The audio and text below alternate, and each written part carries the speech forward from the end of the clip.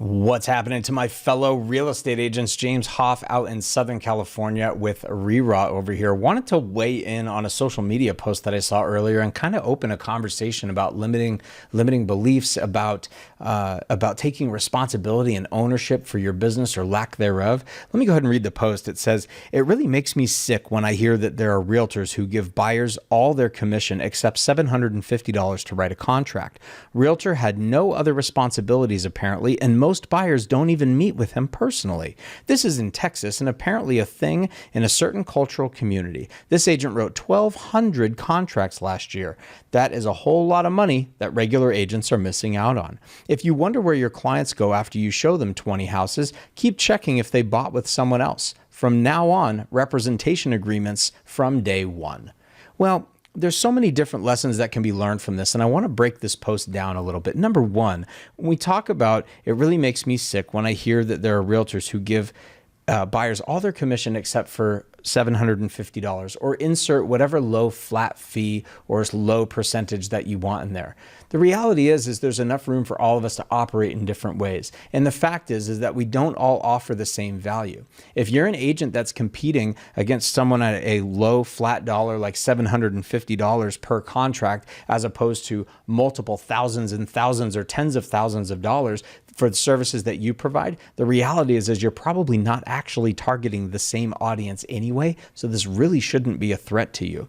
But the other thing is you have to keep in mind that what makes us truly different and unique is not the training that we get from all the brokerages, the identical training about all the scripts that have to be the same and all the things that we're supposed to do to be the normal best agent because all the top producers do things this exact way. The real top producers differentiate themselves by operating in unique fashion to kind of form their own identity. And if we're all collecting the same amount of money on a deal or structuring our business in an identical way, then the over million agents that are out there really have nothing special or unique or different about them. And there's no reason to pick one over another. So some people are value shoppers, and if they're looking for the person to write a contract for $750 and really nothing else, are you really looking to compete with that person? Are you really looking to compete with that agent? Probably not. And that's something that you should think about, right?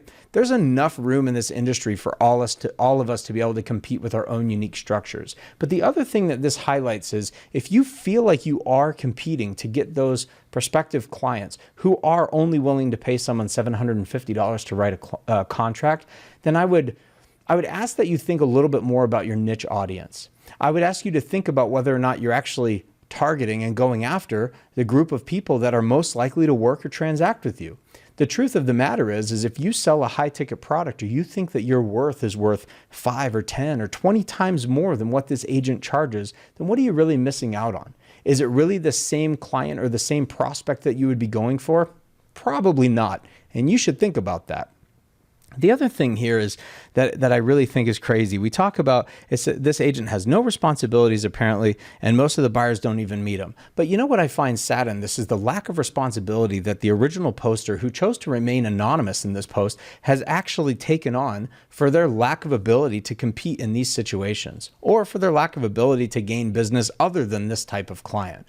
See, we all have to own what we have. We unfortunately have to own what we don't have. And sometimes those conversations are difficult and they're not really exciting or very enjoyable to have, but we've got to be honest with ourselves. And instead of pointing the finger at everybody else for all the business that we've lost or haven't been able to get because they're taking the easy road, well then you know what, by all means, why don't you try taking that easy road? If it's so easy, shouldn't be a problem for you to go grab all that money.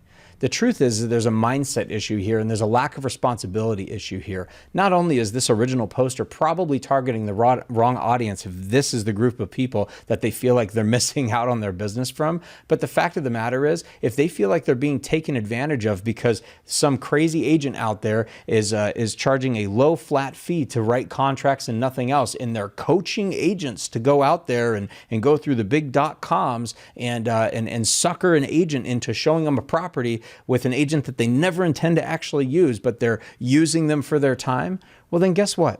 Shame on that agent for not actually asking the appropriate questions. The agent who showed the house, shame on them for not actually stepping up and asking critical questions about how long have you been in the market and what are you looking for? Are you working with another agent? what are you pre-approved? Are you looking for cash deal? What are your motivations in building that rapport, building that relationship? If you're out there showing 20 homes to the same person, which this agent is, that's the number that they selected here, right? After you show them 20 houses and then all of a sudden they ghost you, do you really feel that you gave them your very best? That you've spent your time building that relationship? Because from what I can tell, it shows that this other agent doesn't even value, or this client, excuse me, doesn't even value your services more than $750. They don't even value it for $750 because you lost it to the person who's dialing it in for that amount, right? So I think that we have to all start taking a little bit more responsibility, at the very least, for our own actions or lack thereof. And instead of spending your time looking at all these discounters out there when there really isn't a discounter out there to begin with, you just need to think about what value you offer. And is the value that you offer actually valuable to the person you're offering it to? See, we don't think about this too often, and this is where we really, really see a lot of flaw in the real estate business. When we go back, erase your real estate brain for a moment and go back before you got your license and start thinking to yourself, what are all the gimmicky things that those crazy agents out there used to offer and say, well, hey, like free market analysis, $250 value, absolutely $0 to you, right? But is it really worth $250?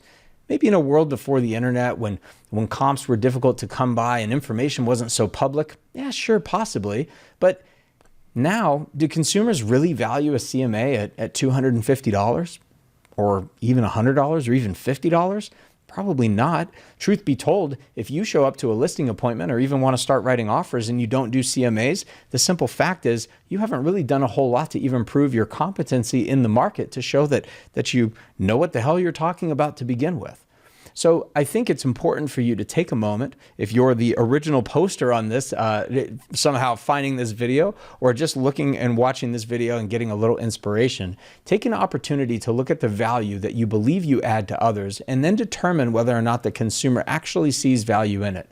If you're unsure, then you should go ask some of your past clients what they valued most and what you delivered, and perhaps what you thought was valuable to you, ask them if they felt it was just as valuable to them. Because if it wasn't, maybe something that you still continue doing, but not what you like build your pitch around, if that makes sense, right?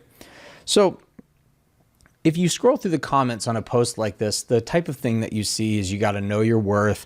You shouldn't be taken advantage of by agents like this. Always sign that buyer representation agreement. And I think we're all aware at this point, nobody's here. I'm not practicing law, and I'm not an attorney. I'm not here to tell you what the local or state laws in your particular area are. You have to know those. But I can tell you right now, if you're not obligated to sign a buyer broker agreement as soon as you start working with a buyer, then I would highly recommend that you don't. Again, unless you're breaking any kind of rule or laws with your brokerage or the state or whatever compliance issues you have. And the reason is because your service should be your bond. Anytime you have to get someone to sign a paper like that, like on a buy side, to be able to go out there and show them houses, they're looking to make a purchase that is, hundreds of thousands, if not multi-millions of dollars.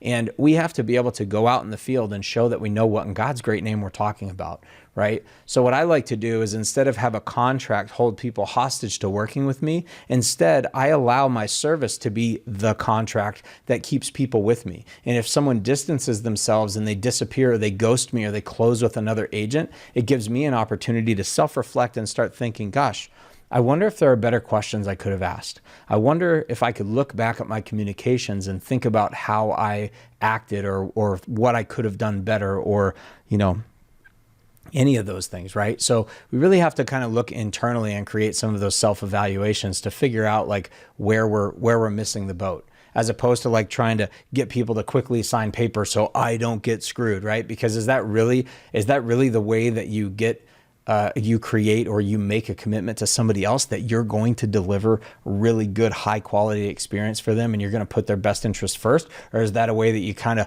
lock somebody into working with you and you're kind of like, whew, well, at least they signed the agreement, so I should be good? right? Ask better questions, get to know the prospect, and most importantly, take ownership for your business or lack thereof. When you start doing that, it changes the way that your brain operates, and you'll start recognizing that there's an unlimited number of models and structures to the way that we all choose to operate our real estate business. The funny part of all this is I'm not necessarily even condoning that that's the right business model for me. I'm not saying that I love it or hate it.